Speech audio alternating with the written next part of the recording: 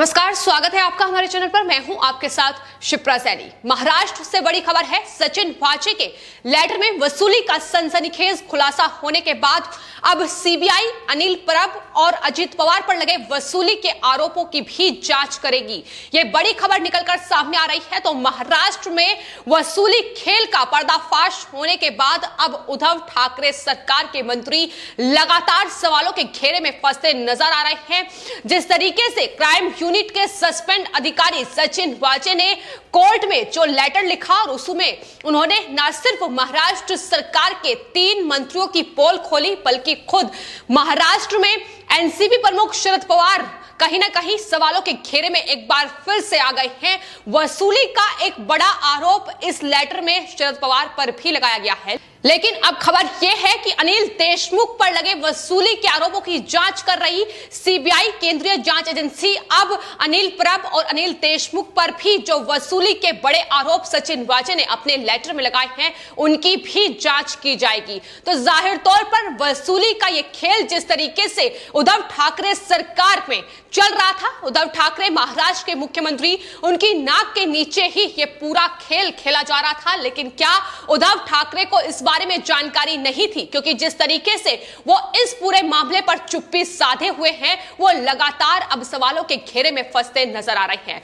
फिलहाल अगर बात अनिल देशमुख पर लगे आरोपों की जाए तो शुरुआत में मुंबई के पूर्व पुलिस कमिश्नर परमवीर सिंह ने अपनी चिट्ठी में अनिल देशमुख पर 100 करोड़ महीने में टारगेट वसूली का देने का आरोप लगाया था। सचिन वाजे को यह टारगेट अनिल देशमुख की तरफ से दिया जा रहा था। यह बड़ा आरोप उस चिट्ठी में लगाया गया, जिसके बाद इस्तीफे की मांग तेज हुई और अनिल देशमुख को बॉम्बे हाईकोर्ट के आदेश के बाद इस्तीफा देना पड़ा। जब सीबीआई की जांच इस पूरे मामले पर बैठी, उसके बाद महाराष्ट्र के पूर्व गृह मंत्री अनिल देशमुख की मुसीबत बढ़ी और उन्होंने अपने पद से इस्तीफा दे दिया।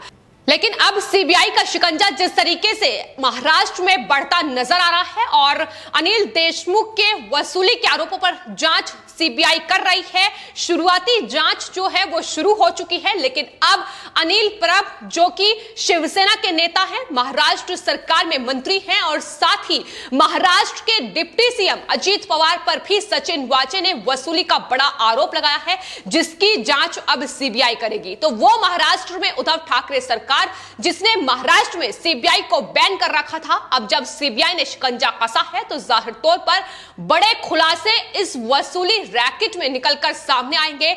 सचिन वाजे और परमवीर सिंह जैसे अधिकारी जब एनआईए के शिकंजे पर हैं, तो जाहिर तौर पर वो तमाम नेता, वो तमाम मंत्री भी अब सीबीआई के रडार पर आएंगे, जो लगातार वसूली के इस खेल में एक हिस्सेदार बने हुए थे।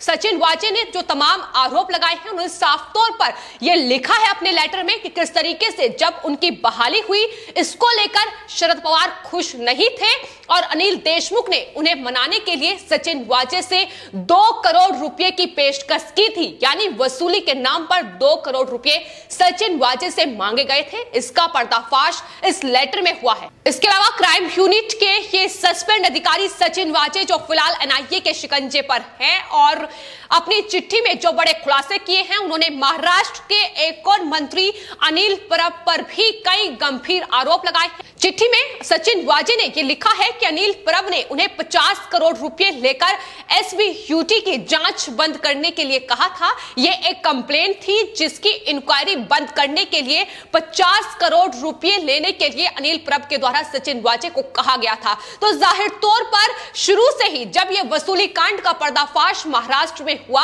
उसके बाद बीजेपी पुरजोर तरीके से यह कह रही थी कि इसमें सिर्फ अनिल देशमुख इन्वॉल्व नहीं है, बल्कि महाराष्ट्र सरकार में यह सिर्फ एक मंत्री पर महीने में 100 करोड़ की वसूली का टारगेट का खुलासा हुआ है। लेकिन इस पूरे मामले में बहुत बड़े चेहरे अभी बेनकाब होने बाकी हैं और कहीं ना कहीं अब जब सीबीआई और एनआईए का शिकंजा सचिन वाजे पर कसा जा रहा है, तो उसके बाद अब सचिन वाजे जो बड़े खुलासे और सनसनीखेज खुलासे इस पूरे मामले में कर रहे हैं, वो जाहिर तौर पर उद्धव ठाकरे सरकार की टेंशन बढ़ाते नजर आ रहे हैं।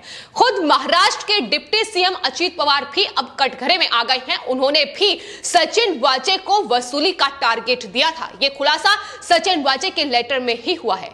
सचिन वाजे ने अपने लेटर में यह दावा किया है कि नवंबर 2020 में अजीत पवार के द्वारा उन्हें एक व्यक्ति से मिलवाया गया था जिसका नाम था दर्शन खोड़ावत, और उसी शख्स ने तमाम जानकारी गुटखा गैंग के बारे में सचिन वाजे को दी थी, जिनसे पैसे वसूलने थे। 100 करोड़ का टारगेट सचिन वाजे को दिया गया था।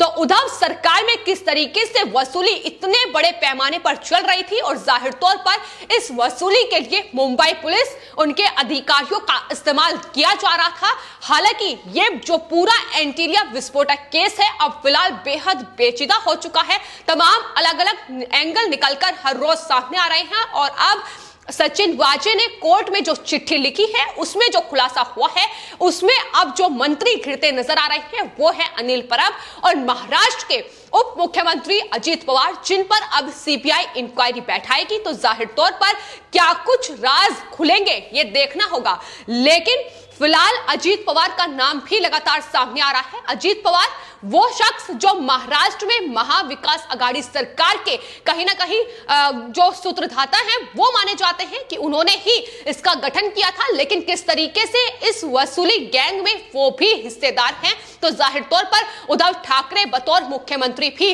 अब बसते नजर नहीं आ रहे हैं और बीजेपी लगातार अब एक बार फिर से हमलावर हो गई है। अजीत पवार और अनिल परब का नाम सामने आने के बाद अब ये मांग एक बार फिर से शुरू हो गई है कि इन दोनों मंत्रियों को इस्तीफा देना चाहिए और जब तक ये दोनों मंत्री इस्तीफा नहीं देंगे इस पूरे मामले की सटीक और निष्पक्ष जो जांच है वो नहीं हो सकती है।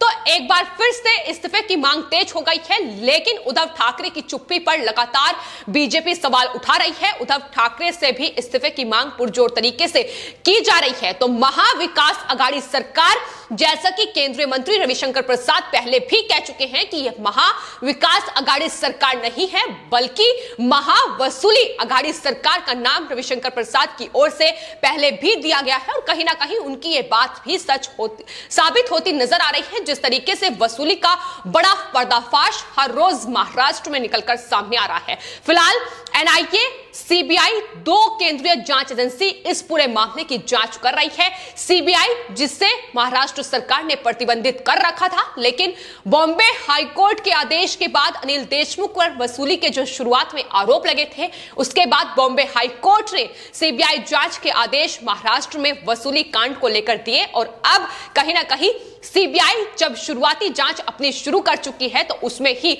ये बड़े खुलासे निकलकर सामने आए हैं और आखिर आने वाले वक्त में क्या कुछ बड़ा पर्दाफाश महाराष्ट्र में होने वाला है इस पर भी सबकी नजरें टिकी हुई है। लेकिन फिलहाल अनिल परब शिवसेना के नेता, महाराष्ट्र सरकार में मंत्री और अजीत पवार एनसीपी के नेता हैं और महाराष्ट्र के उप मुख्यमंत्री भी हैं। तो जाहिर तौर पर अगर इतने बड़े पद पर बैठे लोग इस तरीके से वसूली के हिस्सेदार हैं तो जाहिर तौर पर उद्धव ठाकरे भी इस पूरे वसूली कांड से खुद को बचा नहीं सकते हैं। लेकिन अनिल परब का बयान भी इसको लेकर सामने आया है। उन्होंने बीजेपी पर इसका ठीकरा फोड़ा है। उन्होंने कहा है कि सचिन वाजे ने जो आरोप लगाए हैं वो बेबुनियाद हैं, वो झूठे हैं। तो अनिल परब भी वही स्क्रिप्ट कहीं ना कहीं सुनाने की कोशिश कर रहे हैं जो कुछ दिन पहले अनिल देशमुख पर जो आरोप लगे थे उसके बाद अनिल देशमुख ने भी यही कहा था कि सचिन वाजे ने जो आरोप लगाए हैं वो बेबुनियाद है। बीजेपी के कहने पर ये तमाम आरोप लगाए जा रहे हैं। सीबीआई एनआईए जो जांच कर रही है उसके डर से सचिन वाजे इस तरीके से बयान दे रहे हैं। तो साफ तौर पर वही स्क्रिप्ट अब महाराष्ट्र सरकार में मंत्री अनिल परब के द्वारा दोहराई जा रही है। लेकिन अनिल देशमुख अगर सही थे, अगर उन्होंने कोई ऐसी वसूली कांड में हिस्सेदार वो नहीं थे तो जाहिर तौर पर जांच से बचने की आखिर क्यों जरूरत थी, आखिर क्यों इस्तीफा देना पड़ा। ये तमाम अहम सवाल हैं जो फिलहाल इस पूरे महाराष्ट्र में जो कांड वसूली का चल रहा है उसमें बने हुए हैं। लेकिन अब जिस तरीके से अनिल देशमुख, अनिल परब, अजीत पवार और उसके बाद अब एनसीपी प्रमुख शरद पवार का नाम भी इस वसूली खेल में सामने आ रहा है तो क्या कुछ सीबीआई जांच में निकलकर सामने आएगा और सीबीआई आखिर अपनी 15 दिन की शुरुआती जांच में इन तमाम मंत्रियों के खिलाफ क्या अहम सबूत जुटाएगी, किस तरीके से यह जांच होगी, यह देखना दिलचस्प होगा, क्योंकि सीबीआई अपनी इस 15 दिन की शुरुआती जांच के बाद